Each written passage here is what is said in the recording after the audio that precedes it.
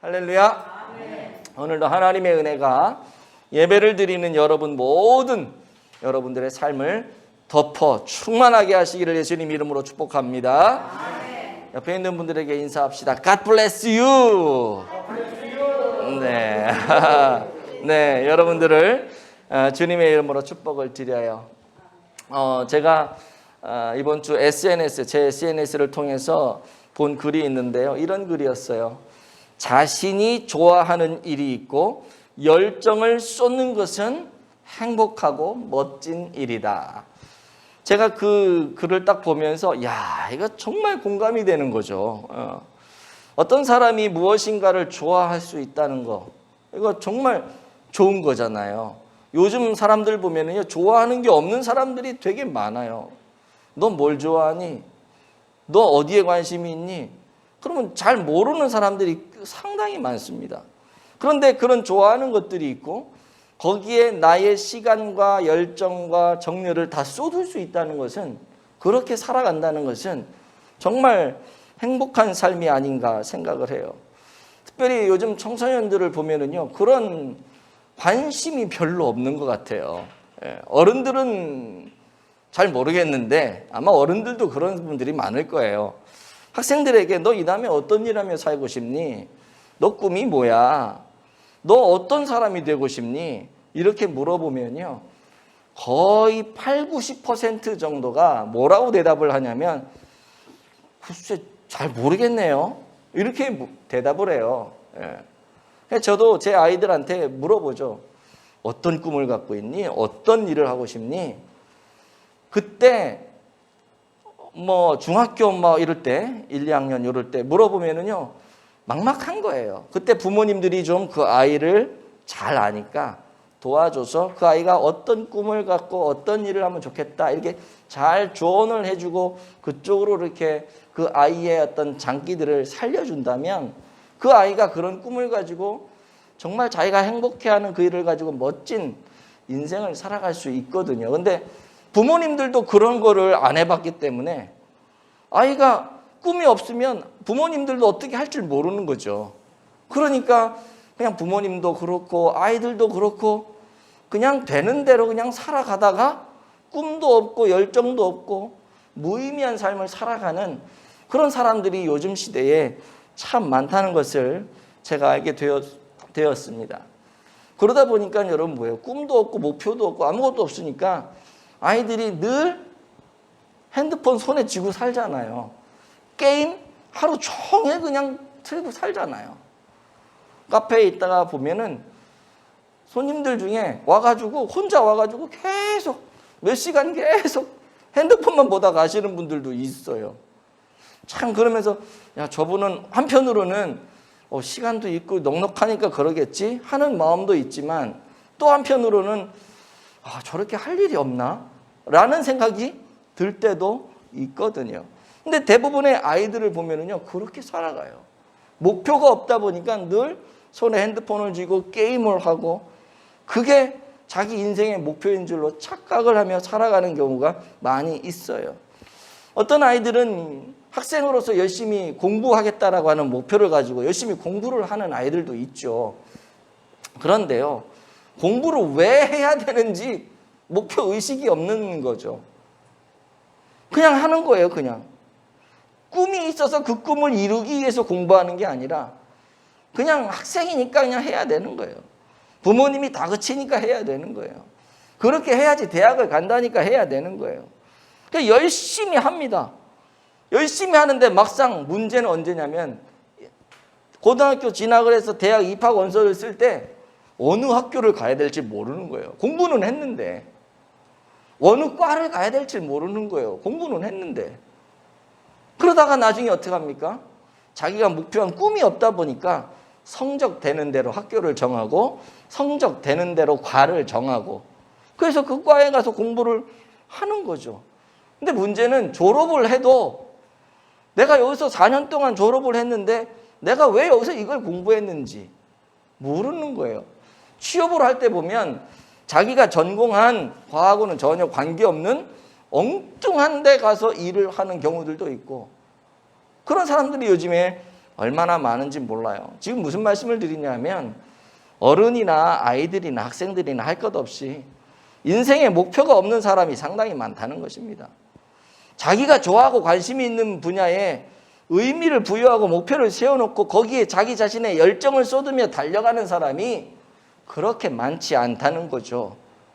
그러니 일을 하면서도 어떻게 해요? 재미가 없는 거예요. 관심이 없고 열정을 쏟을 일이 없는데 억지로 쏟아야 되니까 재미가 없는 거예요. 그냥 내 에너지만 고갈이 되는 거죠. 죽지 못해 입에 풀칠하기 위해 살아가는 경우가 허다히 많다는 것입니다. 그러니 당연히 뭐예요? 기쁨도 없고 즐거움도 없고 행복도 그 안에서는 찾을 수가 없는 것이죠. 그러나 여러분, 인생의 의미와 인생의 목표가 분명히 서 있는 사람은 그 목표를 위해서 거기다 열정을 쏟고 달려가죠. 물론 목표가 있다고 해서 자기의 목표 때문에 뭐 시온의 대로가 뻥뻥 뚫리고 모든 게 만사형통 잘 되는 것은 아니지만 고비도 찾아오고 힘든 일도 만나죠. 때로는 좌절도 해보고 힘겨운 일을 만나지만 인생의 목표가 분명하기 때문에 그 힘겨운 일을 만난다 할지라도 그것을 뚫고 극복해 놓고 나아가는 겁니다. 열정을 쏟아붓는 겁니다. 그리고 힘들지만 그런 열정을 쏟아놓는 그런 과정들, 그 과정들 속에서 기쁨을 누리는 거예요. 행복감을 누리는 거예요. 보람을 찾는 것이죠. 여러분은 어떤 삶을 살아가고 계세요? 여러분에게는 어떤 인생의 목표가 있어요? 다양한 삶의 목표가 있겠지만 우리가 예수를 구주로 영접하고 하나님을 아버지로 모시고 사는 하나님의 자녀라면 우리에게는 공동의 목표가 있어야 돼요. 우리 인생의 공동의 목표. 그것을 오늘 사도 바울은 성경을 통해서 우리에게 말씀을 해주고 있는데요. 13절 말씀을 한번 보도록 하겠습니다. 13절 시작. 우리가 만일 미쳤어도 하나님을 위한 것이요 정신이 온전하여도 너희를 위한 것이니 아멘. 이 말씀에서 우리는 사도 바울의 인생의 목표가 무엇인지를 분명히 알 수 있는데, 첫 번째가 뭐냐면 하나님의 영광을 위한 삶이라고 하는 거예요. 하나님을 위한 것이다. 하나님을 위한 것이다. 우리가 만일 미쳤어도 하나님을 위한 것이다. 또 하나는 뭐냐 하면 교회의 유익을 위한 삶이라는 거예요. 정신이 온전하여도 너희를 위한 것이니. 여기 너희라고 하는 것은 고린도 교회 성도들을 얘기하는 거거든요. 고린도 교회의 유익을 위해서 사도 바울은 살아간다. 그러니까 사도 바울의 그 삶의 인생의 목표는 크게 두 가지인데, 첫 번째는 하나님께 영광, 하나님을 위한 삶이요. 두 번째는 교회 공동체의 유익을 위한 삶이라고 하는 거예요. 다시 말해서 그는 무엇을 하든지 늘 스스로에게 물은 거죠. 이것이 하나님께 영광이 될까? 이것이 우리 교회 공동체의 유익이 될까? 늘 이것을 묻는 삶을 살았던 것입니다. 예를 들어서 우리가 신앙생활을 하다 보면 어떤 때는 누군가에게 한마디 이렇게 막 던져주고 싶은 그런 때가 있잖아요. 그때 우리는 그 한마디를 던지기 이전에 꼭 스스로에게 물어봐야 돼. 내가 이것을 던지는 것이 하나님께 영광이 될까? 내가 이거 던지는 것이 우리 교회 공동체에게 유익이 될까? 이걸 꼭 물어봐야 됩니다. 그리고 그것이 영광이 되고 공동체에 유익이 된다면 사람들이 뭐라 하든지 그 얘기를 해야겠죠. 그 얘기를. 그러나 이게 정말 옳은 말이고 틀린 말이 아니라 할지라도 그럴 때 있잖아요. 이게 분명히 맞아요. 논리적으로 봤을 때. 틀린 말이 절대 아니에요. 그럼에도 불구하고 내가 이것을 얘기했을 때, 맞는 말을 얘기했을 때 이게 하나님의 영광이 될지, 맞는 말을 얘기했을 때 이것이 우리 교회 안에 유익이 될지, 만약에 맞는 말이지만은 틀린 말이 아니지만 그것이 하나님의 영광을 가리고 그것이 교회 공동체에 유익하지 못하다면 안 하는 게 맞는 거죠. 바울의 삶은 늘 이 두 가지가 초점 맞춰진 삶이었던 것입니다. 하나님께 영광, 교회 공동체의 유익. 그렇다면 오늘 저와 여러분의 삶의 인생의 목표는 과연 무엇입니까?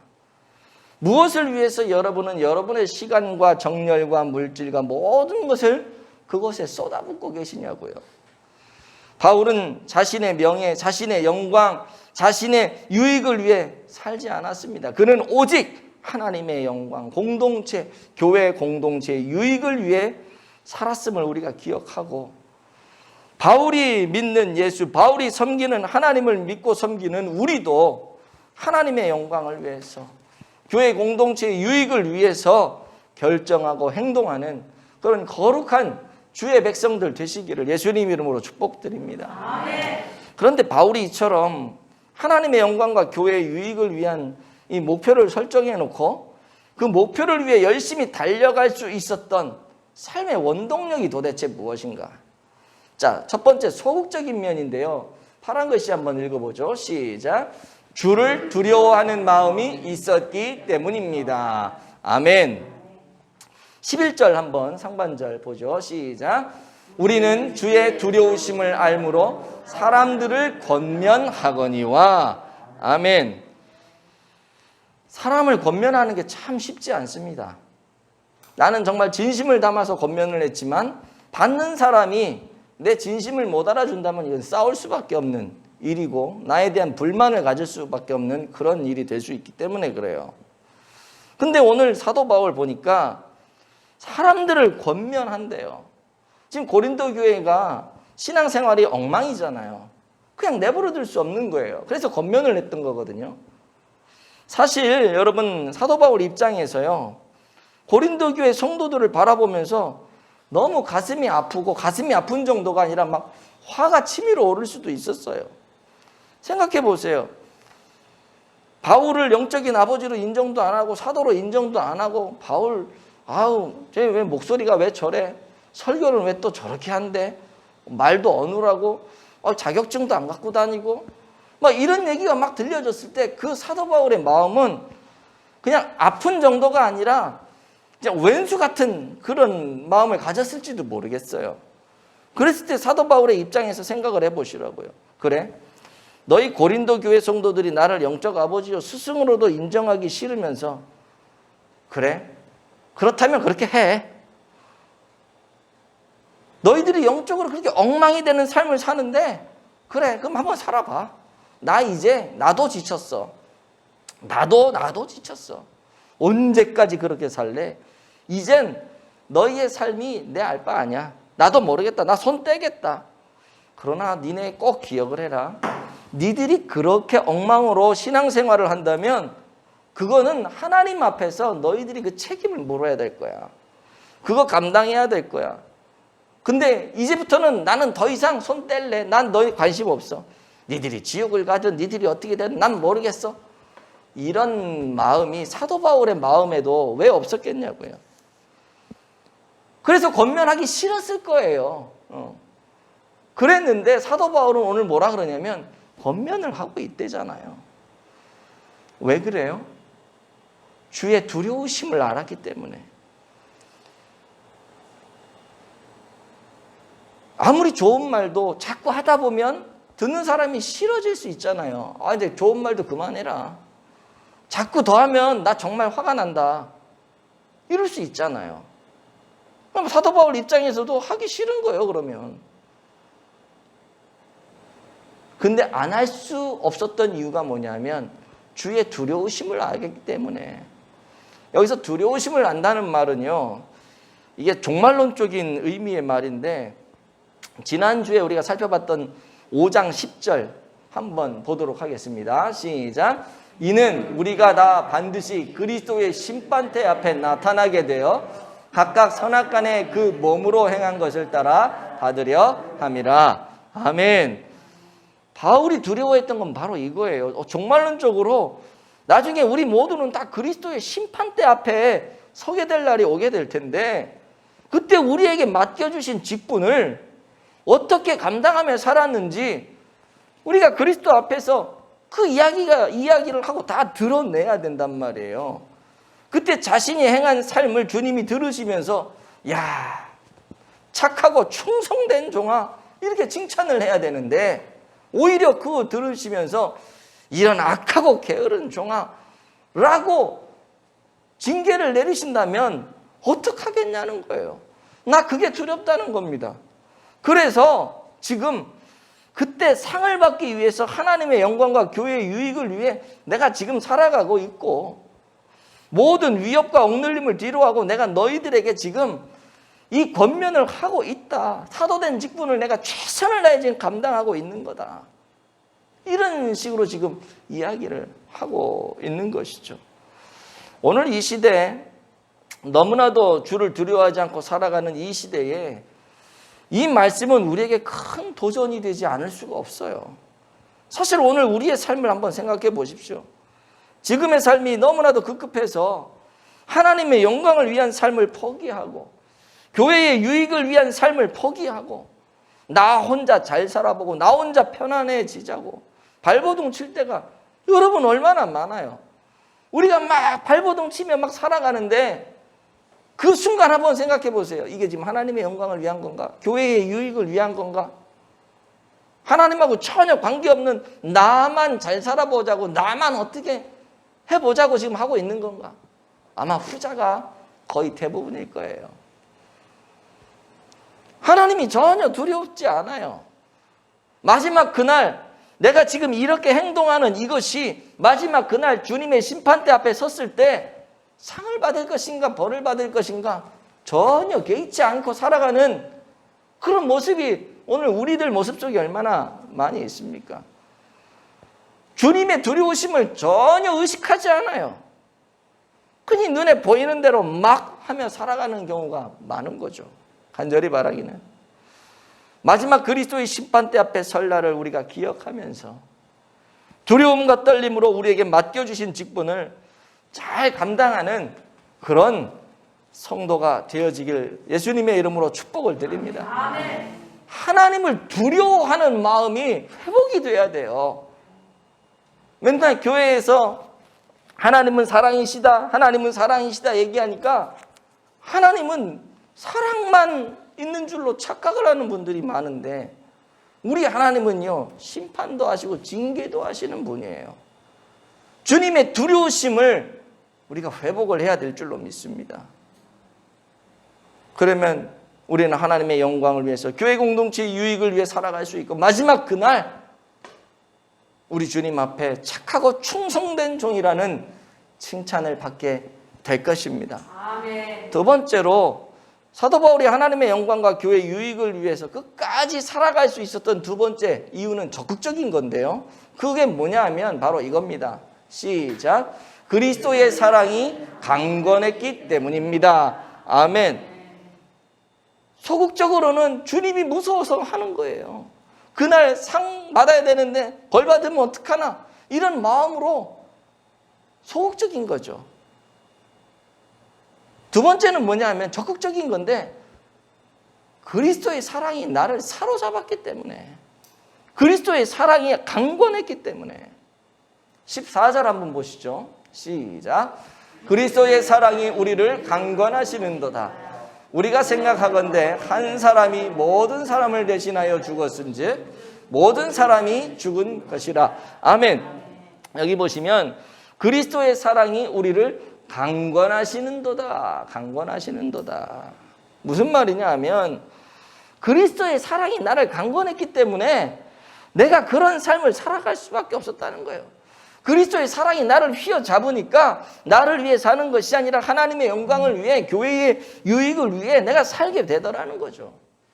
어쩔 수 없어서 명령이니까 내게 준 사명이니까 이게 아니고요. 이게 아니고요. 그래서 한 게 아니고요. 하나님의 사랑에 내가 휘어잡히니까 저절로 그렇게 되더라는 거예요. 저절로.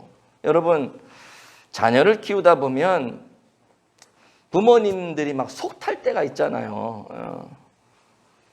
어제도 어떤 그 어머니가 오셨는데 아이가 자폐아예요. 그 아이를 이 카페로 부르는데 이 애가 와 들어오더니 막 여기 난리를 치는 거예요. 그러니까 이 어머니가 저도 깜짝 놀랐죠. 나이가 30살인데 남자아이거든요. 아주 여기서 막 돌아다니면서 막 소리 지르고 막 엄마한테 침 뱉고 막 그러니까 어머니가 막 속이 상하는데 어머니가 울더라고. 5분도 안 된 사이에. 그러면 저한테 죄송하다고. 우리 아이가 자폐라고.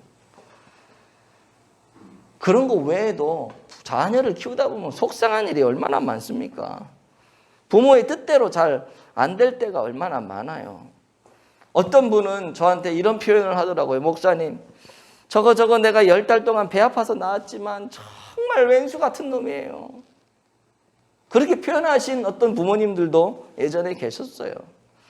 얼마나 부모 속을 태우고 괴롭혔으면 그런 표현을 했을까요? 그런데요, 그렇게 왼수 같다라고 표현은 했지만 늘 그 자녀를 위해 기도하시고요.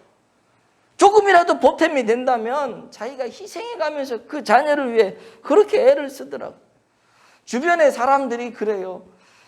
그만해라. 밑 빠진 독에 물 붓기다. 아무리 얘기를 해도 그 부모는 밑 빠진 독에 물이라도 붓는 걸 좋아하더라고요. 왜 그래요? 부모라서요? 부모라고 하는 책임이 있으니까 그럴 수 있겠죠. 그러나 그 밑바탕에는요, 자녀에 대한 사랑이 깔려 있는 거예요. 그 자녀에 대한 사랑이 있으니까 말은 왼수라고 하지만 그걸 하는 겁니다. 그리고 그 사랑을 자녀가 알고 깨닫게 되면 하지 말라고 해도 부모에게 혀를 다할 수밖에 없는 거죠. 그분이 나를 어떻게 사랑했는지, 내 어머니가, 내 아버지가 나를 어떻게 사랑했는지 머리로만 아는 것이 아니라 가슴으로 알고 느끼니까 하지 말라고 해도 부모에 대해서 최고로 공경하고 예의를 갖추고 그렇게 자녀도 헌신을 하고 희생을 하는 거죠. 사도 바울도 마찬가지입니다. 그리스도를 통한 아버지 하나님의 사랑, 십자가에서 독자 예수님의 생명을 포기하면서까지 사도 바울 자신을 사랑하신 그 사랑을 알고 나니까 하나님을 위해 살아가는 거예요. 사도로 내가 임명이 됐기 때문에 그 사도직을 감당하기 위해서 억지로 그거 하는 게 아니라고 하는 것입니다. 그리고 그 하나님의 사랑을 아니까 하나님이 사랑하는 한 사람의 그 성도가 귀하게 보여지고 그 성도가 모여있는 그 교회 공동체가 정말로 귀하게 보여지고 그래서 하나님의 영광을 위해서 교회의 유익을 위해서 누가 하라 그래서 하는 것이 아니라 하나님의 사랑이 강건하니까 하게 되었던 것이죠. 의무가 아니라 사랑이 강건해서요. 그 사랑에 완전히 휘어잡혔어요. 허드슨 테일러라고 하는 중국 선교사님이 계시는데요. 이분은 중국 내지선교회를 조직하고 가장 중국인처럼 살아갔던, 중국인으로 살아갔던 그런 선교사예요.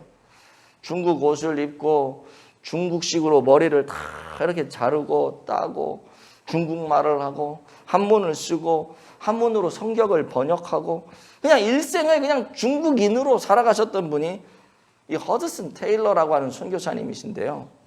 그가 어느 날 예비 선교사들을 이제 면접을 하면서 질문을 던집니다. 이제 선교사로 나가겠다라고 하는 그 지망생들에게 질문을 던지는 거죠. 당신은 왜 선교사로 나가려고 합니까? 이런 질문을 던져요. 그랬더니 거의 대부분의 그 예비 선교사들이 땅끝까지 복음을 전하라는 주님의 지상 명령을 수행하기 위해 저는 선교사로 나가려고 합니다. 야, 얼마나 멋져요. 그런데 그게 오답이 아니잖아요. 일반적으로 보면 정답이죠. 그런데 허드슨 테일러가 듣고 싶었던 답은 아니었던 거죠. 그래서 그들에게 이 허드슨 테일러 선교사님이 이야기를 합니다. 여러분들이 선교사로 나가게 되면 핍박을 받기도 하고 죽을지도 모르는 상황이 발생할 수 있어요. 진짜 죽을 수도 있습니다. 그럴 때 여러분들이 가진 그 정도의 마음을 가지고는 금방 낙심하고 돌아오게 될 수밖에 없을 거예요. 그래서 저는 여러분들이 이런 대답을 하길 원했어요. 그 대답이 뭐냐? 예, 저는 그리스도의 사랑이 강건했기 때문에 선교를 할 수밖에 없는 것입니다. 예, 저는 그리스도의 사랑에 미쳤기 때문에 이 선교를 가는 것입니다. 저는 여러분들에게 그 대답을 원했습니다. 사랑하는 성도 여러분, 오늘 여러분들이 하나님께 순종하고 봉사하고 헌신하고 열심히 살아가는 그 삶의 동기, 그게 무엇입니까? 이걸 우리가 날마다 점검해 봐야 돼요. 내가 돈을 벌고 내가 공부를 하고 건강을 위해서 내가 운동을 하고 교회를 다양한 모습으로 섬기고 11조 감사헌금 오늘 예쁘게 꽃꽂이도 했지만 꽃꽂이도 하고 내 삶의 모든 것을 드리는 이유가 뭔지 그거 점검해 봐야 돼요. 내가 지금 왜 그걸 하고 있는지 점검을 해야 돼요. 하나님께 복 받으려고 합니까? 그것도 하나의 부분이죠. 그것도 있지만 그건 목표가 아니고요. 보너스로 주어지는 거예요. 제가 늘 얘기하잖아요. 복은 목표가 아니라 보너스로 주어지는 거예요. 보너스로.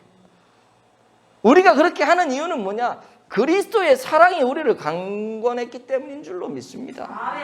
이것이 없으면요, 금방 낙심해요. 포기해요. 봉사 열심히 하던 사람들이요, 지쳐 떨어진단 말이에요. 왜 그런 줄 알아요? 그리스도의 사랑이 약하기 때문에.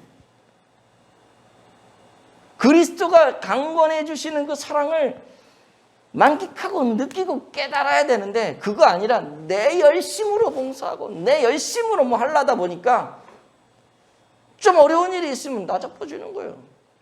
누가 뭐라 그러면 나잡아주는 거예요. 그냥. 그럼 네가 해. 그리스도의 사랑이 강건하지 않은 상태에서 내가 뭘 하게 되면 쉽게 나잡아져요. 허디슨 테일러 선교사님이 했던 얘기가 그거예요. 여러분들 사명 가지고 여러분 직분 받았다고 선교사로 지금 나가려고 사명 감당하겠다 그러는데 틀린 말은 아니지만 그거 가지고는 정말 어려운 일이 닥치면 다 중도에 포기하고 돌아옵니다. 진짜 선교사로 나가려면 그리스도의 사랑이 여러분을 강권해야 됩니다. 내 의지로 움직이는 것이 아니라 그리스도의 사랑이 나를 움직이게 해야 되는 것입니다. 그 얘기하는 거거든요. 그래서 여러분 날마다 우리 이렇게 기도해야 돼요. 주여, 내 마음을 그리스도의 사랑으로 휘어잡히도록 은혜 주시옵소서. 이게 우리의 기도 제목이 돼야 돼요. 그래서 그리스도의 사랑이 오늘 여러분의 모든 삶의 동기가 되고 이유가 되는 그런 은혜가 있어지길 예수님 이름으로 축복을 드립니다. 여러분, 우리가 왜 전도를 해요? 전도해서 교회 부흥을 시키려고요? 틀린 말 아니잖아요. 맞잖아요. 부흥해서 뭐 할 건데요? 부흥해서. 우리가 개척교회니까 재정적으로 어려우니까 부흥하면 성도들이 헌금도 하고 넉넉해지고 교회 살림 꾸려갈 수 있을까? 그런 목적으로 전도합니까? 그런 목적도 있겠죠. 그러나 그게 정답은 아니에요. 그것보다 더 중요한 것은 그리스도의 사랑이 나를 강권해야 내가 전도하게 되는 겁니다. 그거 없으면 전도 못해요. 그러면서 그거 없이 전도도 못하면서 사람들이 늘 하는 말이 뭐냐면 우리 교회는 언제나 부흥할까? 자기는 전도 안 하면서 그리스도의 사랑이 없으면서 느껴지지 못하면서 앞뒤가 바뀐 거예요. 이거는. 우리 교회도 안사모님께서 얼마나 열심히 수세미를 뜨는지 몰라요. 저만 보면 목사님 수세미 몇 개 떠났어요. 아마 이번 주도 오시면 또 그 얘기 하실 것 같아. 거의 한 주에 한 50개씩 뜨는 것 같아. 한 주에.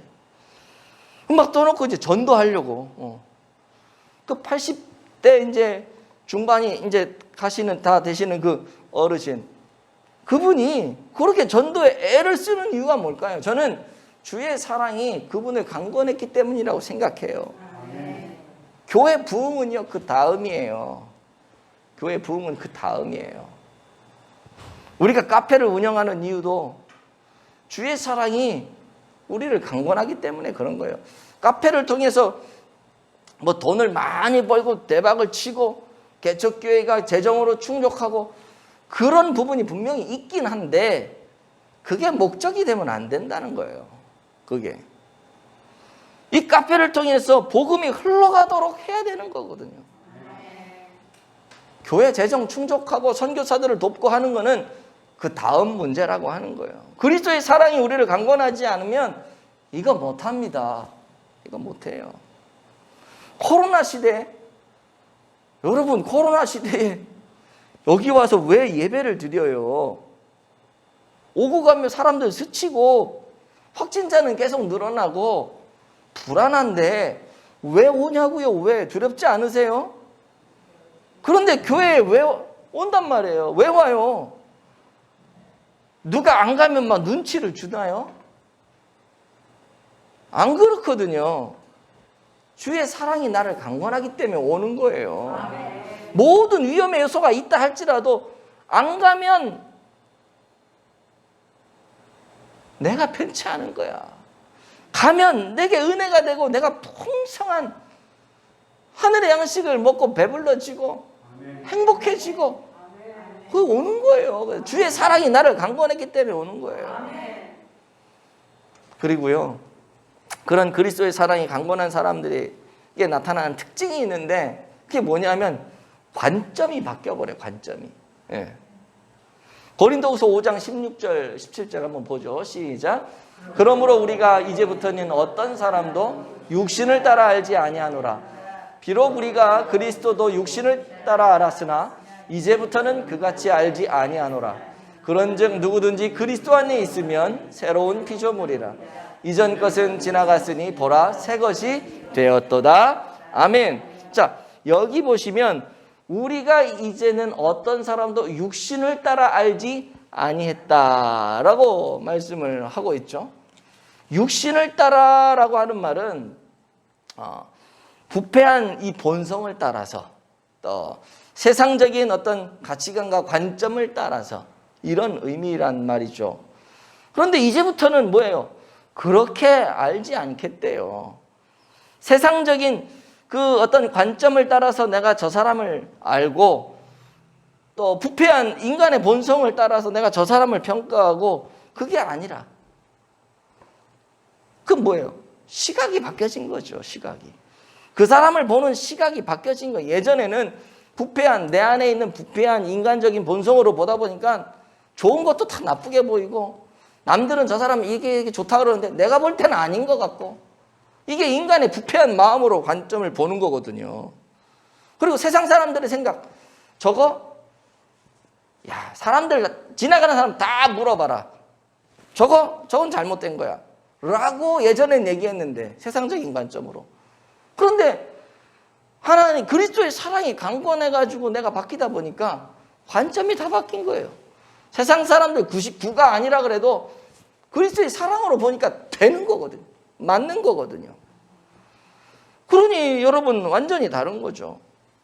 세상의 관점으로 보지 않고 하나님의 시각과 하나님의 관점으로 보니까 옛날에는 육을 따라서 봤을 때는 정말 허접하고 별 볼 일 없고 추악하고 악한 것처럼 보였는데 이제는 내 시각이 바뀌어서 하나님의 시각으로 보니까 그 인생이 천하보다도 귀한 영혼이고 하나님이 자신을 내어주시면서까지 사랑하신 그런 귀한 존재라고 하는 것을 느껴지게 되는 거죠. 그걸 느끼고 나니까 어떻게 내 태도가 바뀌어지는 거예요. 그 사람을 대하는 나의 태도가 바뀌어지는 거예요. 사람을 대하는 태도만 바뀌어지는 게 아니고요. 그리스도에 대한 관점과 태도가 바뀌어져요. 16절에 보시면 그리스도도 육신을 따라 알았으나 옛날에는 그리스도도 육신을 따라 알았어. 이게 무슨 말이냐면 세상 사람들의 관점에서 세상 사람들이 말하는 그리스도로 알았다는 거죠. 예를 들면 예수는 세계 4대 성인 중에 하나다. 예전에는 그냥 그렇게 알았는데 이제는 때가 다 바뀌어지고 관점이 바뀌어지다 보니까 그분은 4대 성인도 성인이지만 그게 중요한 게 아니라 그분은 나를 위해서 십자가를 지시고 죽으시고 3일 만에 부활하신 부활의 주님이요 나의 주 나의 하나님이다. 아멘. 이게 바뀌어버린 거예요. 이게. 그러니 그거를 아는 사람이 그리스도를 위해서 하나님의 영광을 위해 살지 않을 수가 없는 거죠. 그리고 자기 자신도 새로운 피조물이라고 하는 사실. 그래서 예전에는 인간적인 세계관을 가지고 그런 견해를 가지고 세상의 욕망과 목적 가지고 삶의 방식을 다 살아갔다면 이제는 다 바뀐 거예요. 내가 새로운 피조물이 되어서 그냥 단지 모양만 살짝 바뀌는 그런 변화가 아니라 나의 근본 자체가 완전히 바뀌어지는 근본적인 변화를 내가 경험하게 되니까 내 삶도 바뀌어지게 되는 거죠. 아멘. 그럴 때 우리는 어떻게 돼요? 우리의 그런 모습들을 통해서 하나님과 화목하고 하나님과 화목하지 않은 사람들을 또 하나님과 화목하게 만드는 그런 직분을 감당할 수 있게 되는 것입니다. 아멘.